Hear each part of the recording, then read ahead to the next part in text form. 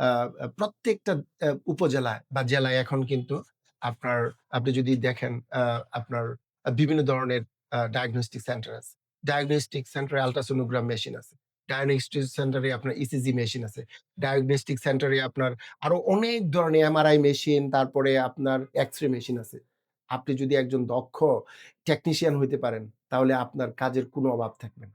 আর আরেকটা জিনিস দেখেন যে আমাদের যাদের বাচ্চার বয়স আপনার ৪ মাস বা ৬ মাস, এই বাচ্চাদের ব্রেইন থেকে রক্ত নেওয়ার মতো লোক কিন্তু নেই।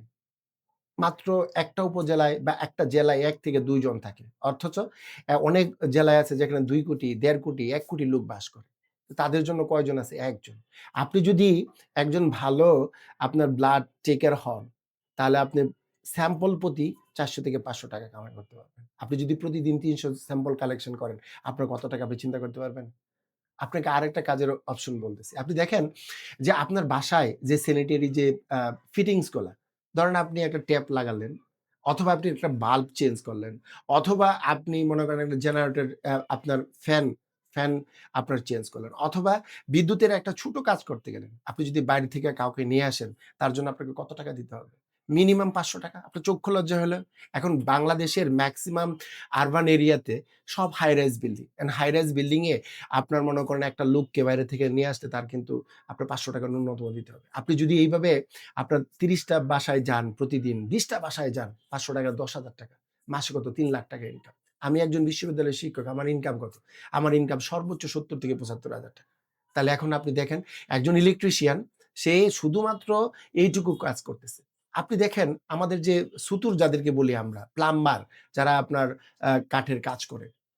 আপনি যদি আপনার বাসায় যদি ডিজাইনের কাজ করেন, আপনি যদি আপনার বাসার মধ্যে ক্যাবিনেট বানান অথবা অন্যান্য কাজ করেন, এদের এদের মজুরি কত আপনি জানেন? আপনার যে রাজমিস্ত্রি থাকে, আ যে বড় আ থাকে তার মজুরি প্রায় ৳১৪০০ পার ডে। আর যে জুগান তার থেকে ৳৮০০ থেকে ৳৯০০ পার ডে। এদের প্রতি মাসেই কাজ থাকে এবং এরা ১ টা থেকে ২ টা কাজ করে। তো এইখানে যদি শিক্ষিত ছেলেমেয়েরা যারা ইন্টারমিডিয়েট পাস অথবা ডিগ্রি পাস করে যদি সরাসরি এই কাজগুলা করতে পারে তাহলে আর কিছু লাগে?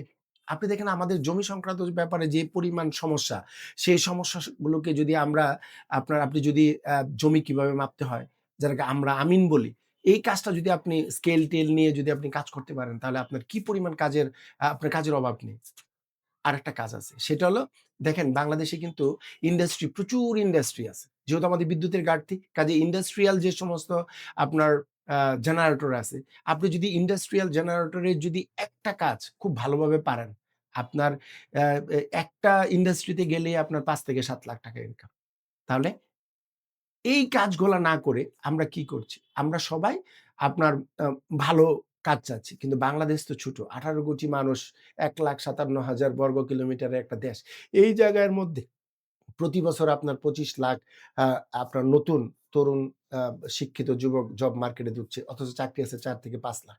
তাহলে আপনি কোথায় আপনাকে করাবে? কাজেই আমার কাছে মনে হয় বিএনপির ভারপ্রাপ্ত চেয়ারম্যান জনাব তারেক রহমান সাহেব যেভাবে বলছেন যে প্রতিটি ছেলে-মেয়েকে আপনার দক্ষ এবং উপযোগী গড়ে তোলার জন্য উনি তাদেরকে শর্ট কোর্স করাবেন, ডিপ্লোমা কোর্স করাবেন, পলিটেকনিক্যাল কোর্স করা এবং যাদের যে ব্যাপারে শর্ট কোর্স করে তারা যাতে তাদের আত্মনির্ভরশীল কাজে যোগদান করতে পারে, সেই ধরনের টেকনোলজি, সেই ধরনের আপনার যে সিস্টেম গুলা উনি ওপেন করবেন। তাহলে কি হবে? এরা আপনার ওই সমস্ত কাজে চলে যাবে।